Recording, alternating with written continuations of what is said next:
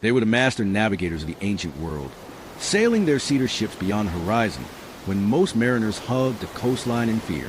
They established trading colonies from Spain to Lebanon, introduced the alphabet that would evolve into the one we use today, and create a commercial empire that revolutionized the ancient economy. They were the Phoenicians, Syria's maritime masters and cultural pioneers. From the bustling ports of Arwad, Byblos, and Ugarit to distant colonies like Carthage, join me as we sail with these ancient Syrian mariners who connected continents, spread alphabetic writing, and created the ancient world's first true commercial network. The people we call Phoenicians never actually used that name for themselves. The term comes from the Greeks, who called them Phoenicians, likely referring to the famous purple dye they produced. These seafaring merchants would have identified themselves by their city-states as citizens of Byblos, Arwad, Sidon, or Tyre.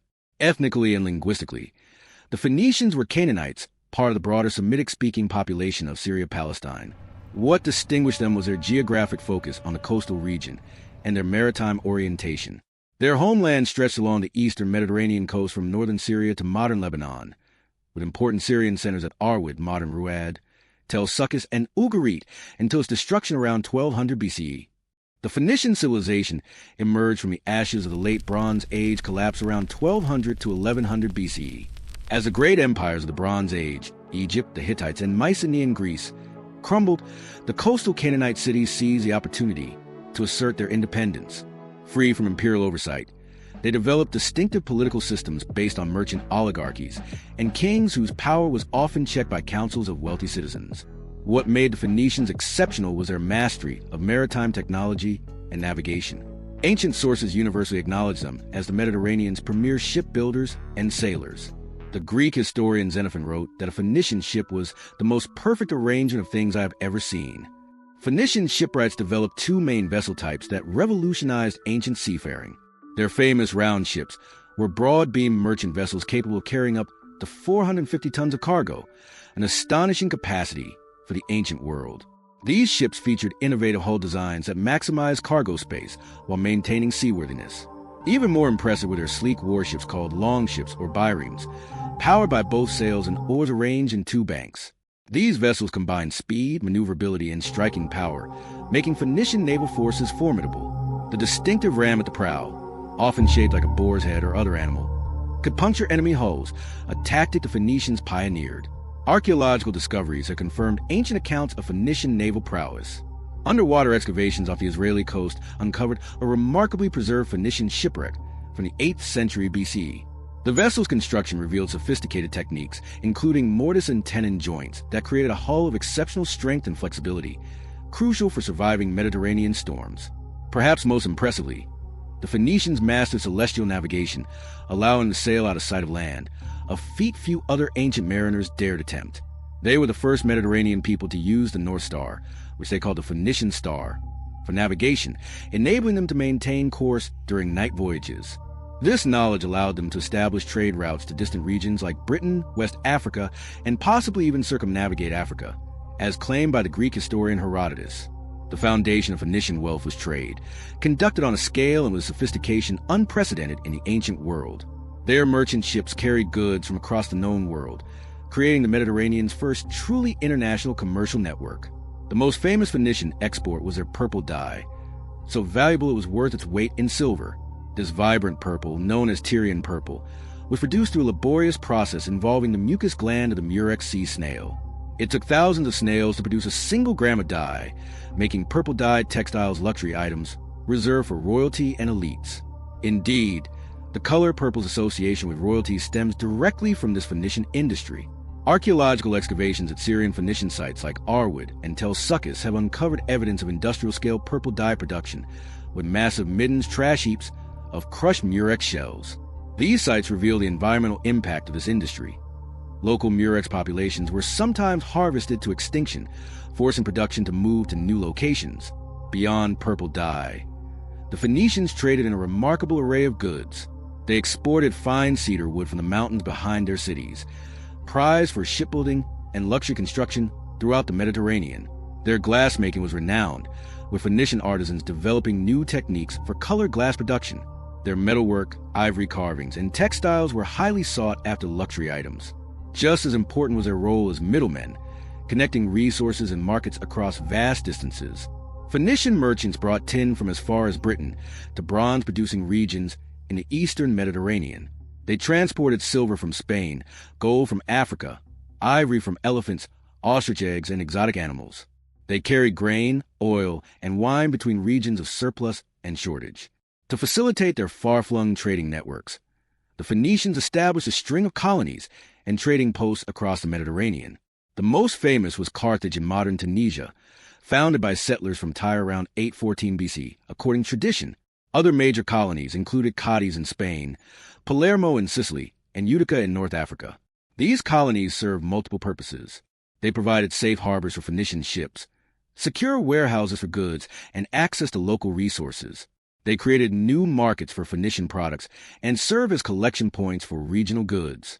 Over time, many grew into significant cities in their own right, spreading Phoenician culture, religion, and technology throughout the Mediterranean basin. The Phoenician colonial network differed from later Greek and Roman models. Rather than seeking to dominate large territories, Phoenician colonies typically focused on strategic coastal locations with good harbors. They often maintained peaceful relations with indigenous populations, preferring trade to conquest. This approach allowed a relatively small population to create an outsized commercial and cultural impact. Archaeological evidence from Phoenician colonies reveals a fascinating pattern of cultural exchange. Phoenician settlers maintained their core cultural practices, religious beliefs, and architectural styles, but also adopted and adapted local elements. This cultural flexibility was a key to their success, allowing them to integrate into diverse environments while maintaining their distinctive identity. Of all the Phoenicians' contributions to world civilization, none has been more profound or lasting than their role in developing and spreading the alphabet. While they didn't invent alphabetic writing from scratch, earlier forms existed in the Sinai Peninsula and Canaan.